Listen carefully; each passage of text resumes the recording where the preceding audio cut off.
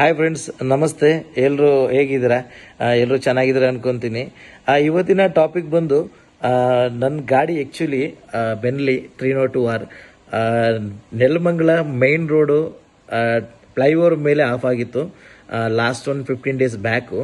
ಅದರ ವಿಡಿಯೋ ಕೂಡ ಅಪ್ಲೋಡ್ ಮಾಡಬೇಕು ಅಂದ್ಕೊಂಡೆ. ವಿಡಿಯೋ ಅದರಲ್ಲಿ ಆಫ್ ಆಗಿದೆ.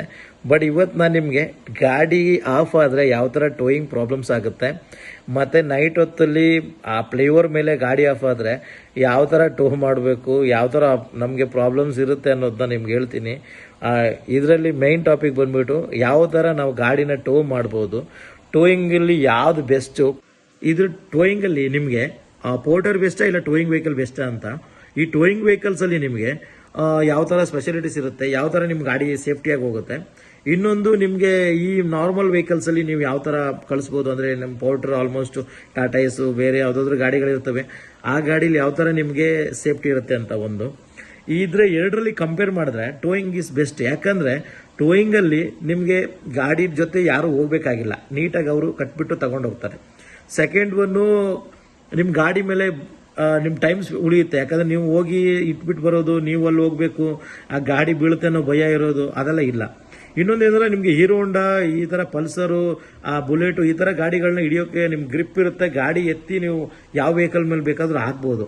ಬಟ್ ಈ ವೆಹಿಕಲ್ಗಳಾಗಲ್ಲ. ಯಾವುದು ನಿಮಗೆ ಡೂಮ್ ಇರುತ್ತೆ ನೋಡಿ, ಈ ಥರ ಗಾಡಿಗಳು ಯಾವುದೂ ಆಗಲ್ಲ.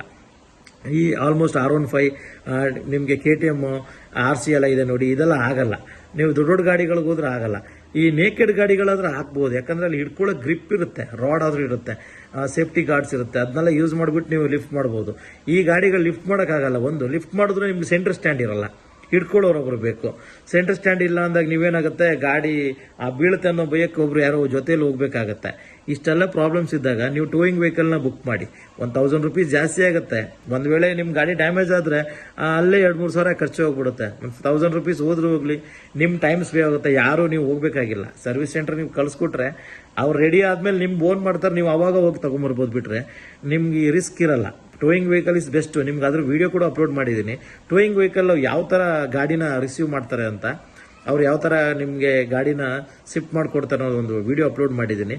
ಅದನ್ನು ನೋಡಿದ್ರೆ ನಿಮ್ಗೆ ಕ್ಲಿಯರಿಟಿ ಸಿಗುತ್ತೆ ಫ್ರೆಂಡ್ಸ್. ಒಂದ್ಸಲ ನೋಡಿ ಆ ವಿಡಿಯೋ.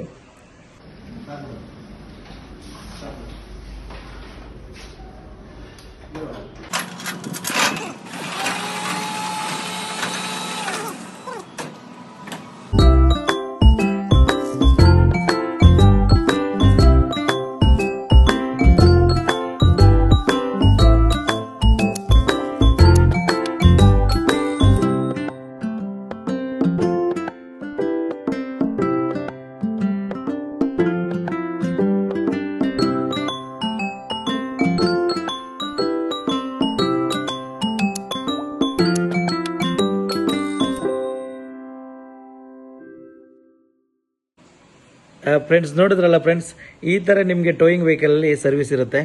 ಇದು ನಿಮಗೆ ಬೆಸ್ಟ್ ಅಂದ್ಕೊತೀನಿ. ಏನೋ ಪುಣ್ಯ ನಂದು ನೈಟು ಗಾಡಿ ಆಫ್ ಆದಾಗ ಮನೆ ತನಕ ಬಂದು ರೀಚ್ ಆಯಿತು. ಇಲ್ಲ ಅಂದಿದ್ರೆ ನನಗೆ ಬೇರೆ ಥರ ಪ್ರಾಬ್ಲಮ್ಸ್ ಆಗ್ತಿತ್ತು, ತುಂಬ ರಿಸ್ಕ್ ಆಗ್ತಿತ್ತು. ಬಟ್ ಏನೋ ಪುಣ್ಯಕ್ಕೆ ನನ್ನ ಗಾಡಿ ಮನೆ ತನಕ ಬಂದ್ಬಿಡ್ತು. ಅದರಿಂದ ನನಗೆ ಈಸಿಯಾಗಿ ಮನೆಯಿಂದನೇ ಟೋಯಿಂಗ್ ಮಾಡಿಸಿದೆ. ಇಲ್ಲ ಅಂದಿದ್ರೆ ನಂಗೆ ತುಂಬ ರಿಸ್ಕ್ ಆಗಿ ಇನ್ನೊಂದು 1000 ರೂಪೀಸ್ ಎಕ್ಸ್ಟ್ರಾ ಖರ್ಚಾಗ್ತಿತ್ತು. ಯಾರಿಗಾದ್ರೂ ಹೇಳಿದರೆ ಅಲ್ಲಿಗೆ ಬಂದು ಮಾಡ್ತಾಯಿದ್ರು. ಬಟ್ ಅದೇ ಇನ್ನೊಂದು 1000 ರೂಪೀಸ್ ಎಕ್ಸ್ಟ್ರಾ ಖರ್ಚಾಗಿರೋದು. ಮತ್ತೆ ಅಲ್ಲೇ ವೆಯ್ಟ್ ಮಾಡಬೇಕಾಗಿತ್ತು. ಮತ್ತು ಮೈನ್ ರೋಡ್ ಅಲ್ವಾ, ಯಾವುದೇ ಕಾರಣಕ್ಕೂ ಗಾಡಿಗಳು ನಿಲ್ಲಿಸಲ್ಲ. ನಾವು ಶೋರೂಮ್ ಫೋನ್ ಮಾಡಿದ್ದಕ್ಕೆ ಶೋರೂಮ್ ಅವರೇ ನಮಗೆ ಅವ್ರ ನಂಬರ್ ಕೊಟ್ಟು ಅವ್ರು ಕಳಿಸ್ಕೊಟ್ರು.